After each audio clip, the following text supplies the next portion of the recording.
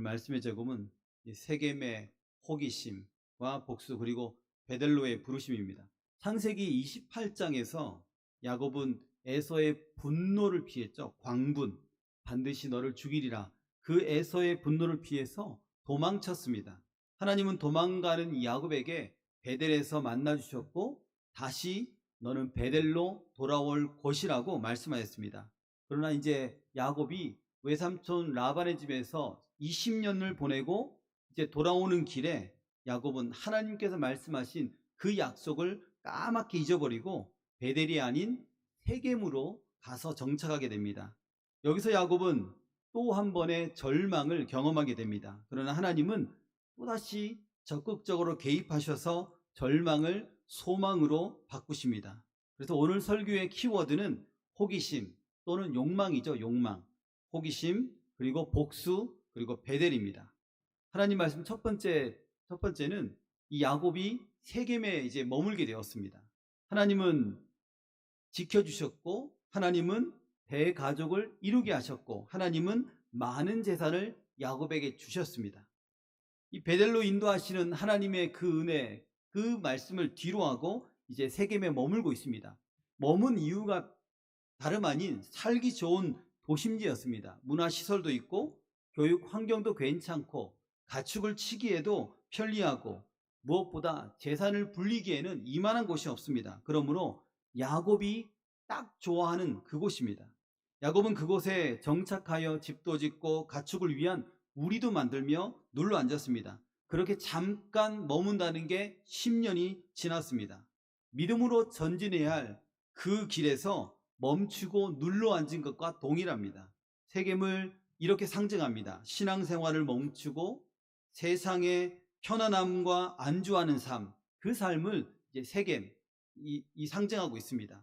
그래서 내 자아가 앞서는 곳, 하나님 말씀보다 내가 더 앞서는 곳, 그곳은 바로 세겜입니다. 하나님의 영광보다 내 영광이 앞서는 곳, 하나님의 유익보다 나의 유익이 앞서는 곳, 그곳은 바로 이 세겜입니다. 세겜이 상징하는 것이 그런 것입니다. 야곱이 이 세겜을 머물렀다는 것은 가장 중요한 예배의 자리를 떠났다는 것입니다. 언약의 자리를 떠난 상태라는 것이죠. 신앙교육에서 부모님이 먼저 예배의 자리에서 승리해야 되는데 예배의 자리, 언약의 자리, 은혜의 자리, 기도의 자리 떠난다면 어떻게 됩니까? 아이들도 예배의 자리를 떠나게 됩니다. 결국에는 세상의 문화 속으로 쑥 들어가 버립니다. 이 야곱에게는 11명의 아들과 1명의 딸 디나가 있었습니다. 생각해 보십시오. 이 많은 아들 중에 이 딸 1명이 있으니 얼마나 사랑스럽겠습니까? 배다른 형제들도 이 디나를 너무 사랑했을 겁니다. 특별히 레아에게서 태어난 6아들, 즉 디나와 같은 배에서 태어난 그 오빠들은 디나를 무척이나 사랑하고 귀여워했을 것입니다. 이렇게 사랑을 한 몸에 받은 이 디나에게 큰 문제가 이제 생깁니다. 호기심에 이끌려 그 땅의 딸들을 보러 세상으로 나간 것입니다. 밖으로 나간 것입니다. 세겜의 여인들을 디나가 너무 보고 싶은 겁니다. 그 땅의 여인들은 어떤 여인들입니까? 하나님을 섬기는 여인들이 아닙니다. 우상을 숭배하는 여인들입니다. 그러니 얼마나 화려하게 치장했을까요? 세겜성의 여인들은 어떤 옷을 입고 어떤 장신구를 하고 화장은 어떻게 하고 춤은 어떻게 출까? 어떤 문화 속에 그녀들이 살고 있을까? 너무 궁금한 겁니다. 젊은 이 디나에게 궁금한 것이 한두 가지가 아니었습니다. 호기심은 선하게 쓰이면 배움과 성숙을 낳지만 경계 없이 방치되면 위험에 노출되기 마련입니다. 디나가 외출하자 우리가 생각한 것처럼 끔찍한 일이 벌어집니다. 히위족 속의 왕자 세겜이 디나를 보자마자 한눈에 반한 겁니다. 디나의 이 호기심이 결국 세겜의 주장 하몰의 아들 세겜에게 붙잡혀 욕을 당하는 비극으로 이어졌습니다. 성경은 말하죠. 강간하여 욕되게 하였다. 이 여인에게는 말할 수 없는 수치입니다. 디나의 호기심에서 출발한 일이 순식간에 야곱의 온 집안을 뒤흔드는 충격적인 사건이 되었습니다. 그런데 이상하게도 사건이 발생한 이후에 세겜은 디나를 더 사랑하게 되었습니다. 아버지 하몰에게 말합니다. 이 소녀를 내 아내로 얻게 해달라 하면서 아버지에게 강력하게 요청합니다. 그 말씀이 34장 4절입니다. 그의 아버지 하몰에게 청하여 이르되 이 소녀를 내 아내로 얻게 하여 주소서 하였더라. 그러니까 아버지의 마음은 아들이 이런 마음 갖고 있으니 어찌든지 결혼하게 합니다. 결혼했으면 좋겠다. 그리고 확신을 제안합니다. 이미 이렇게 되었으니까 서로 좋게 해결합시다.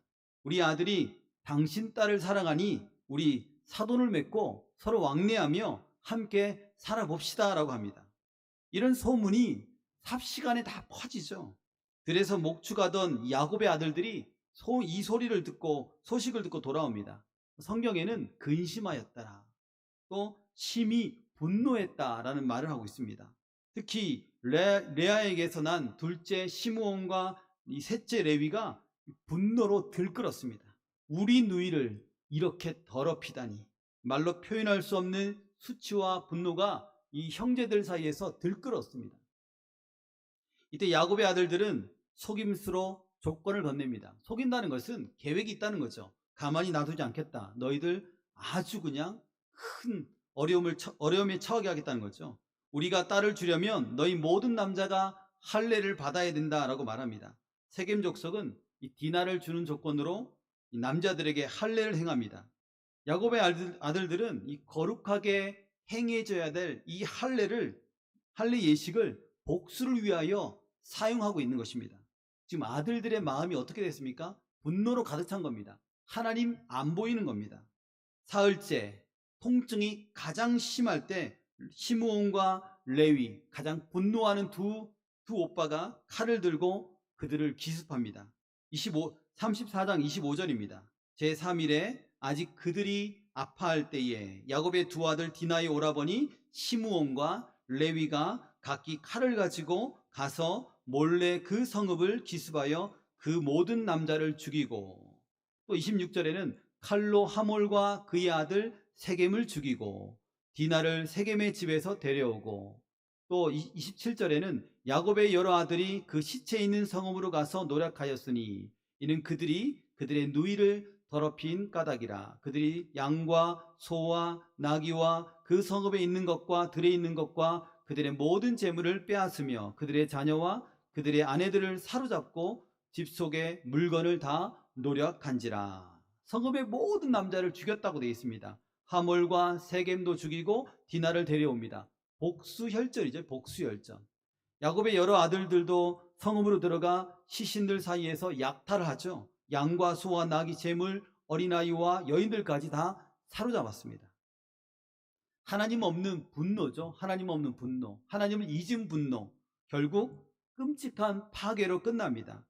오래전에 인상 깊은 영화를 봤습니다. 영화 머신건 프리처. 목사님인데요, 목사하기 이전에 과거에는 오토바이 깽단 출신의 이다가 마약과 폭력으로 가득 찬 삶을 살았습니다.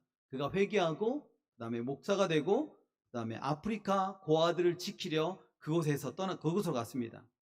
총을 들고 그 아이들을 지켜냈습니다. 약탈자로부터. 그런데 문제는 그 목사님의 삶 속에 분노가 가득 넘치는 겁니다. 아이들을 지키려 했는데 분노에 사로잡힌 목사가 된 것입니다. 그래서 마치 피에 굶주린 사람처럼 총을 들고 영화상에선 계속 싸웁니다. 아이들을 지키려고 했지만 정작 그 아이들은 그 피에 굶주려 보이는 그 눈에 도끼가 가득한 그 목사님을 피하기 시작합니다. 이게 뭘 보여줍니까? 하나님께 맡겨지지 않는, 또 하나님께서 원하지 않는 그 분노를 가득 담고 있는 것은 폭력으로 변할 수 있다는 것입니다. 그래서 우리의 분노는 반드시 십자가 앞에서 다스림을 받아야 합니다. 이 디나의 호기심에서 시작한 일이 오빠들의 복수로 번지고 세겜 전체의 재앙으로 확산되어서 하는 것입니다. 죄는 결코 그냥 그렇게 끝나지 않습니다. 항상 더 큰 문제를 일으키고 더 큰 파장을 일으킨다는 것입니다. 그제야 아버지 야곱이 분노합니다. 분노하여 시므온과 레위를 책망합니다. 너희가 내게 화를 끼쳐 가나안 사람과 브리스 사람에게 나를 악취하게 하였다. 우리는 수가 적다. 그들이 모여 우리를 치면 나와 내 집은 멸망하리라 라는 두려움을 이야기합니다. 야곱의 아들들의 복수로 인해서 지역 사람들에 의해서 몰살당할 위기에 처한 것입니다. 야곱은 너무 두려웠습니다. 야곱은 또다시 절망했습니다. 여기에 아들들은 야곱에게 되묻습니다. 뭐라고 묻습니까? 31절에 아버지, 우리가 누이를 창녀처럼 대접받도록 내버려 두어야 합니까? 라고 묻습니다. 아들들이 여전히 분노로 가득 찼습니다. 그 많은 사람들을 죽이고 약탈했음에도 불구하고 회개는 일절없고 여전히 분노에 사로잡혀 있습니다. 분노한 아이들, 분노에 사로잡힌 아들들과 그 다음에 현실을 직시한 아버지, 정면으로 지금 충돌하고 있는 것입니다. 야곱 집안이 어떤 거에 빠졌습니까? 큰 시험에 지금 빠졌습니다. 저는 여기까지 설교를 준비하면서 여러 번 한숨이 났습니다. 와, 믿음의 가문이 어떻게 여기까지 왔을까? 야곱의 그 방식은, 과거에 그 잔머리를 골렸던 그 방식은 이제는 더 이상 통하지 않고 있습니다. 삶 속에서 이런 순간이 오죠. 내 재주가, 나의 어떤 그 머리가 막다른 골목에 이르렀을 때 나의 어떤 재능이 1도 통하지 않는 때가 온다는 것입니다. 그럴 때 이렇게 온 사방이 막힌 듯 느껴질 때 어떻게 해야 됩니까? 다시 하나님께서 말씀하신 베델로 돌아가야 됩니다. 하나님께서 큰 시험에 빠진 아버지와 아들 간의 이 큰 갈등과 그 다음에 이 지역에 있는 많은 사람들에 의해서 몰살당한 위기에 있는 위기의 가정을 주께서 적극적으로 개입하셔서 구원하십니다. 야곱 가정을 세겜에서 베델로 하나님께서 인도하십니다. 35장 1절입니다. 하나님이 야곱에게 이르시되 일어나 베델로 올라가서 거기 거주하며 내가 내 형 에서의 낯을 피하여 도망하던 때에 내게 나타났던 하나님께 거기서 제단을 쌓으라 하신지라. 가서 베델로 가서 하나님을 예배하라는 것입니다. 예배를 회복하라는 것이죠. 야곱은 하나님의 말씀을 들었습니다. 형 에서의 그 분노를 피해 도망하던 그 밤을 아마 생각했을 것입니다. 도망가는 길, 막막한 밤, 그 밤에 돌을 베개 삼아 누웠었는데 그때 하나님께서 그런 나를 만나 주셨는데, 그리고 하나님께서 나를 축복하셨는데, 그렇지, 그때에 하나님께서 베델로 돌아오게 하리라 하셨지 하면서 그 밤에 그 하나님, 나를 만나셨던 그 하나님을 생각했을 것입니다. 창세기 28장 15절입니다. 내가 너와 함께 있어 내가 어디로 가든지 너를 지키며 너를 이끌어 이 땅으로 돌아오게 할지라. 내가 내게 허락한 것을 다 이루기까지 너를 떠나지 아니하리라 하신지라. 이 약속의 말씀을 이 야곱은 기억했습니다. 그리고 또다시 하나님께서 동일한 말씀을 하셨을 때 순종하겠노라 결단했죠. 이제 야곱은 하나님께서 말씀하신 대로 세겜이 아닌 베델로 올라갈 것입니다. 베델은 하나님께서 처음 부르셨던 자리입니다. 약속의 자리입니다. 예배의 자리입니다. 은혜의 자리입니다. 다시 신앙을 회복하는 자리입니다. 야곱은 마치 형 에서와 같이 광분하고 있는 아들들에게 말합니다. 우리 창세기 35장 2절과 3절 함께 읽겠습니다. 창세기 35장 2절과 3절 함께 읽겠습니다. 야곱이 이에 자기 집안 사람과 자기와 함께한 모든 자에게 이르되 너희 중에 있는 이방 신상들을 버리고 자신을 정결하게 하고 너희들의 의복을 바꾸어 입으라. 우리가 일어나 베델로 올라가자. 내 환난 날에 내게 응답하시며 내가 가는 길에서 나와 함께 하신 하나님께 내가 거기서 제단을 쌓으려 하노라 하메. 아멘. 35장 2절 말씀에 보면 이들이 예배 생활을 온전하게 하지 않았다는 것을 생각해 볼 수 있죠. 너희 중에 있는 이방 신상들, 그리고 너희 자신을 정결하게 너희들의 의복을 바꾸라라고 하죠. 온전히 하나님을 믿는 하나님의 백성으로서 이제는 변화되라는 것입니다. 이렇게 하나님 말씀대로 그들이 순종합니다. 하나님께서 야곱이 걱정했던 일, 즉 아들들의 복수로 말미암아 몰살당한 위기에 있는 이 가정을 하나님은 또 구해주십니다. 35장 5절입니다. 그들이 떠났으나 하나님이 그 사면 고울들로 크게 두려워하게 하셨으므로 야곱의 아들들을 추격하는 자가 없었더라. 하나님께서 일하시죠. 하나님께서 그들을 막으신 겁니다. 이스라엘 백성들이 광야를 지날 때 구름 기둥과 불 기둥을 인도하신 그 하나님께서 여전히 함께 하셔서 이들을 지켜 보호하신 겁니다. 우리도 마찬가지죠. 하나님께의 말씀에 순종하면 하나님께서 나머지 모든 것들은 다 주께서 인도하십니다. 그리고 베델에 이르러 예배를 드리고 뭐라고 합니까? 엘 베델이라 불렀습니다. 엘 베델, 하나님의 집에 거하시는 하나님이란 뜻입니다. 야곱의 일생을 살펴보면 세겜에 머물고 싶어하는 그의 자아, 그의 모습과 하나님 말씀, 이르라 베델로 올라가라는 하나님의 말씀과의 이 반복적인 어떤 대립이 또한 싸움이었습니다. 우리의 삶도 마찬가지죠. 세겜에 머물고 싶은 우리의 자아, 그리고 하나님께서는 일어나 베델로 올라가라, 예배의 자리, 기도의 자리, 은혜의 자리에서 주를 만나고 주를 의지하라, 이 두 가지가 계속 부딪히는 것입니다. 그러므로 오늘 우리는 우리의 IQ, 우리의 장꾀를 내려놓아야 합니다.